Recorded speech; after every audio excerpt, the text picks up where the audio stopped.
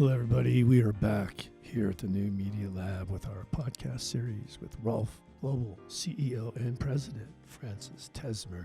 And we are talking about this incredible partnership that she and her company, all the folks around her, have created with an articulation with the Mesa Community College to get a higher ed degree pathway for beauty professionals. And they're fast-tracking people and they're providing scholarships for professionals in the beauty industry to earn a associate's degree at Mesa Community College and then transfer over to Arizona State University for a bachelor's degree. This is an amazing partnership between public education, higher education, and private industry. I want to get into this area of, I guess it would be external sort of stereotyping around the beauty industry and your goals to counter that, elevate that. And I want to talk a little bit about some realities here. Okay. For instance, in our conversation off camera, we've talked about poverty in the beauty industry, where becoming a beautician was sort of a last resort, like a last possibility. Well, I'm a woman and I can't afford to go to the college to do what I really want to do, but I'm pretty good at this. And so there we have it. And then the industry in of itself has this spectrum.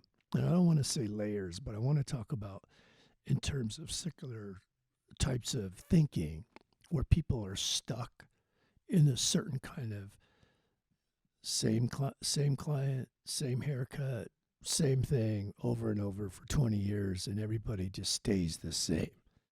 And what you're wanting to do here is to infuse higher education. It's just not the higher education, it's the result of that, the intellectual qualities of experience and into the industry. Right. So it starts to elevate everybody. So I don't know what costs are in the hair industry. I have no idea what a hair, I haven't had a haircut in 20 years, I think. Someone in my family will grab some scissors and cut the back of my hair and that's it. So if a haircut costs in a place like this $150, right, that's going to attract a certain kind of client that has $150 to get their haircut. So when we talk about poverty and how to deal with poverty, how do you, or am I thinking about this wrong in terms of dollars instead of human experience? So is the haircut for $25, can that salon have the same experience as the haircut here that's $150? I could be low, maybe it's more, I have no idea. Right? So in that spectrum, do you have a vision for the lower markets to target those kinds of students who their market, they're not going to find someone that's going to bring $150, $200 for a haircut every 2 or 3 weeks? Absolutely. That is a huge, huge undertaking. Absolutely. I'd like to hear, I know the listeners would like to hear your thoughts. Absolutely. How do we reach that market? To begin with, my goal is when a young girl, or for that matter, a young man, go to their parents and says, oh, Mom, I know you want me to go to college, university, become an attorney or a bookkeeper or whatever, but, I have this passion. I want to go into beauty, become a hairdresser, aesthetics, whatever. And the first thing parents are going to tell you is that, what do you want to do? What's wrong with you, right? They immediately think, oh my God, my kid is going to be poor. She's not going to go to college. She's not going to have a sustainable future, etc., etc. And they are not wrong. They are not wrong. Because the average income of hairdresser in the U.S. is somewhere between $22,000 to $24,000 as things are now. Okay? So when you ask me about that, the way we have set this up, you see, let me start by this. Today's client, today's human, when they go to a house of beauty, they are looking for an overall experience, including the haircut, the hair color, the skin, the this, the that. That is what today's people, for the most part, around the world, they're looking for an experience. Our workforce does not have the education, the knowledge, the training, the sophistication that they need to have to create the experience. And if you can't create the experience, you can't charge for it either. So if you ask me, we shouldn't have a haircut that is whatever it is. It shouldn't be. The reason it is because our workforce cannot demand it because they cannot give it. If I can give you an incredible technical work, an incredible experience, all of that, the whole experience, like you deserve as a client, then I can charge for it and you will pay for it. And it's not $2. Okay? So we have the potential, every single hairdresser, not only high-end salon, also medium-level salon, right? So it's not about that. It's about creating an experience, an overall experience that you can charge for. And our workforce doesn't have that. So our goal is to elevate our industry, to elevate every beautician in America, and to give to the client, to the customer, to the consumer what they deserve. Do you know how many client consumer, let's just talk about Arizona, go to a salon, pay $50, pay $70, pay $60, they don't get what they're asking for. Their haircut is not right. Their hair color is not right, right? And then we wonder why our workforce is not making the kind of money they should be making. Well, let's empower them with what they need to learn. And once they have that, then they can raise their prices accordingly wherever you are, like any other industry. And the image too, I need to say.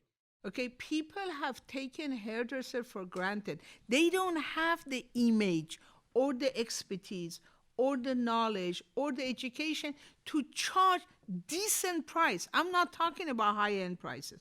Decent price and have a decent life. In order to do that, they need to be equipped with education, and then they can do that. And they deserve it. And so, again, we have these layers of teaching people self-realization, visualizing their own success, and that you are opening doors for people to realize that. Absolutely. Right? Because there's a lot of people out there who have the creativity and they have the dedication, they don't have the opportunity. Exactly. And so what you're saying too is a part of this curriculum is to also dive into the profession, the beauty profession, and to teach those skills in beauty along with this Absolutely. This broader picture of education. Absolutely. And I have to say, I love what you just said. You'd be amazed how many beauty professionals, they want the higher education. Yeah. They want to be successful. And I have to tell you one thing. What I've always loved and admired about beauty professionals, they have a big heart. They want to serve people. They want to beautify people. They want to transform people. They want it so badly, but they don't have the tools. And that is why we are so excited about this partnership and about this opportunity. To your point, they now have the opportunity to do what they love and be successful at it. That's what's greatest about this partnership and what we have done. And it's important. It's important. Beauty is essential. Beauty is important. Are you all going to experiment with pilot programs? Let's say you have this place. We're here on the corner of the DoubleTree and Scottsdale Road. that's really turned into the place to be, right? We used to dove hunt just north of here a little bit, right? As Scottsdale has grown and wealth has come here to Arizona, all of that. Have any plans of piloting? Let's say you guys create a storefront in a lower economic neighborhood and give some of your graduates an opportunity to come in there and mentor them and build a business within their economic range, right? And teach them things. I mean, most small businesses go out of business because people make $10 and they go spend $9.50 on a new boat, Yep. Or a new pair of shoes. And so people don't know how to manage what they have, right? And I've heard you speak about why this is critical, why math, accounting, all of these business principles. Have you thought about doing something like that? Absolutely, we have. And I love your question. And let me share with you. One of the biggest thing about this higher education, what we are teaching, is entrepreneurship of the future. So I call it beauty professionals of the future, salons of the future. So when the beauty professional come and get this higher education, they will learn everything they need to know to become successful entrepreneurs. And yes, we do have a program in this program to help people when they graduate to go and build the salon that they want, in the place that they want, and actually become successful entrepreneurs. There you go. We do have that, and we are very excited about it.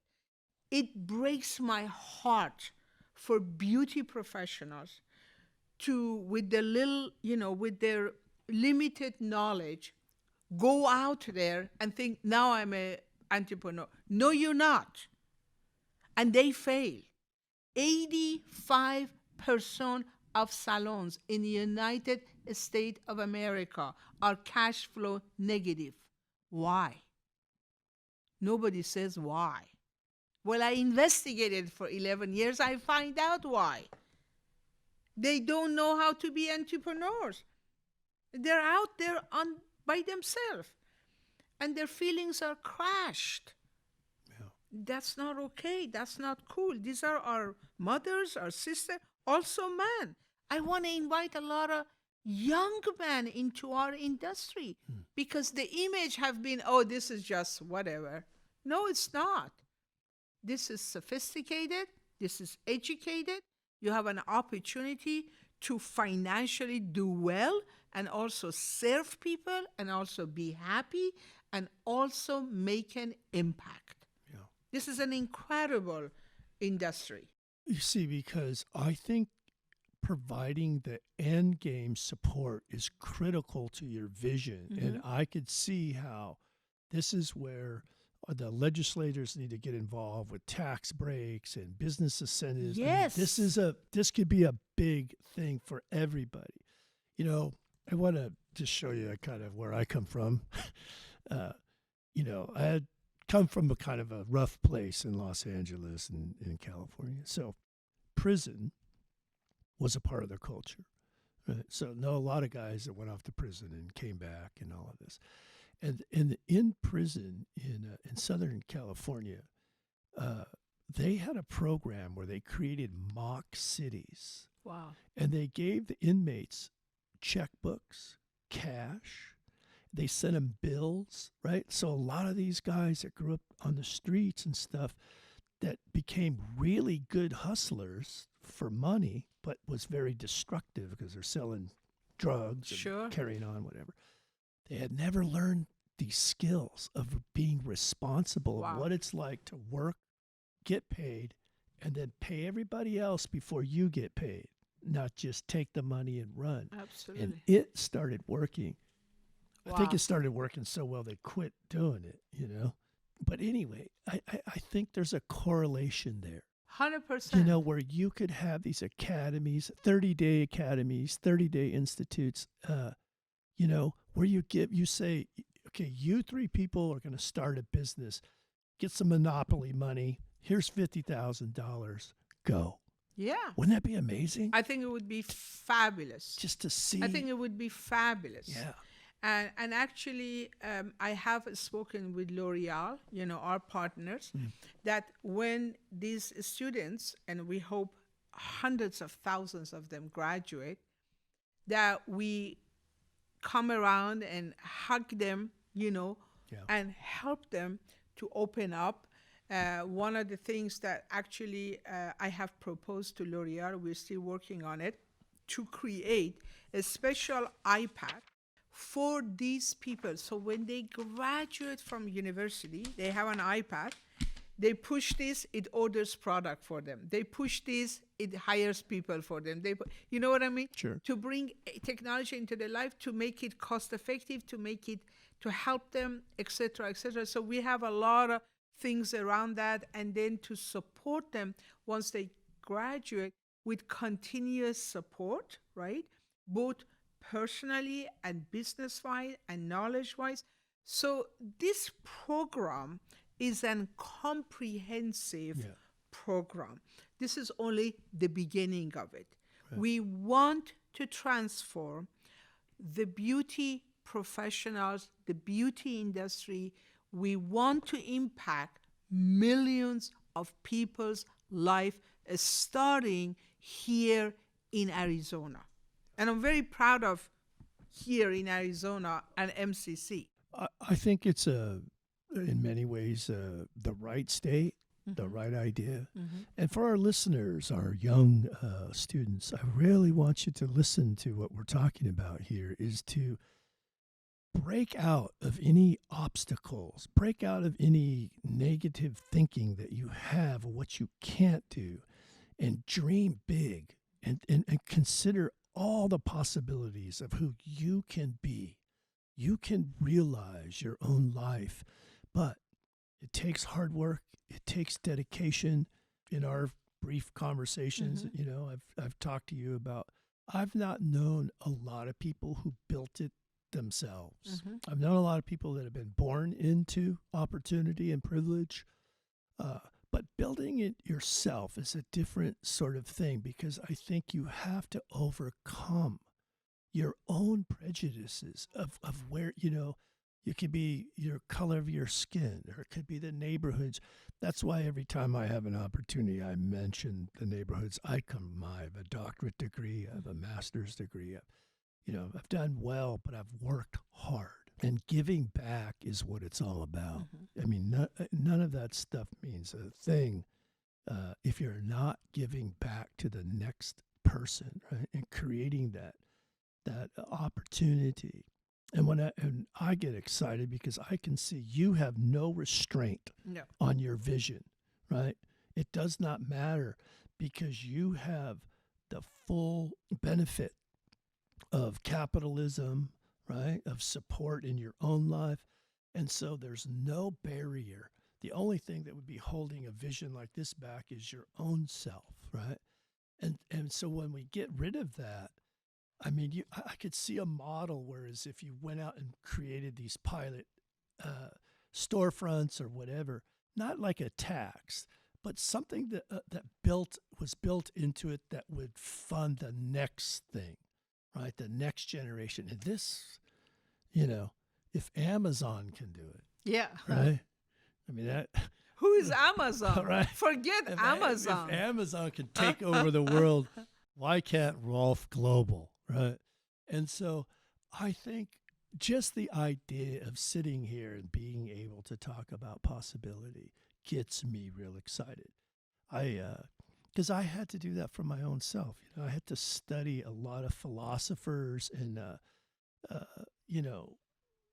James Allen, and I had the privilege of working with the Dalai Lama and the monks and all of that.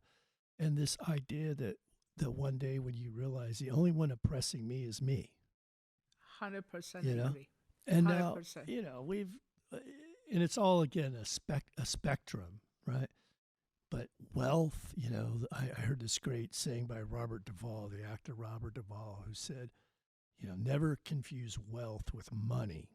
And my initial thoughts was, that's what all of us poor people have to tell ourselves, right? But It's true. It's true. And I this agree. is where I think there is a holistic. I just know Red Pony, the work we do. We go into communities and we make commercials and stuff for businesses that can't afford them for free. That's our commitment. And there's a flow to that. It just seems like we give a little and then all of a sudden Things happen. we get a little from somewhere. We give, And so there's this ongoing thing that is a little bit contrary to American culture in a way, without the spirituality part, right? Take, take. Me. Yeah. But the real thing is in give, right? And obviously you all are at the top of that on a global scale, right? Here I am talking about this stuff, to somebody that lives all of this.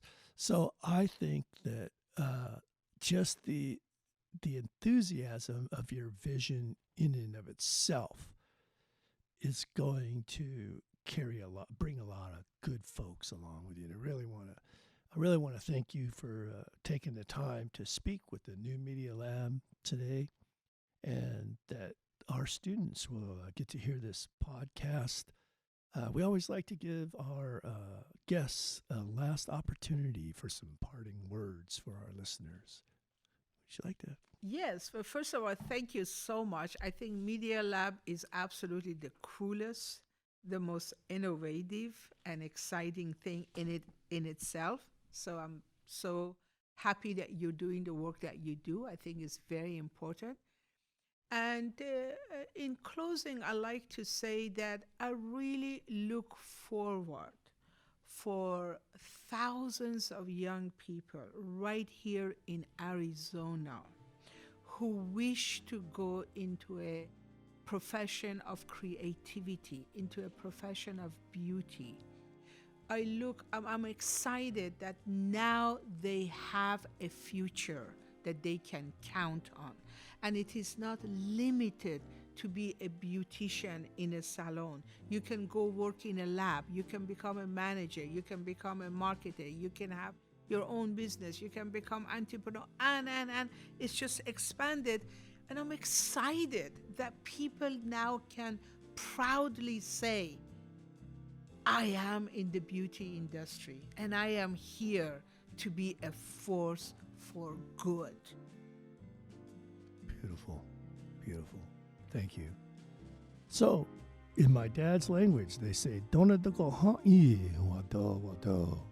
we'll see you all again. And remember, everybody, take care of each other out there. We appreciate you listening, and we'll see you real soon.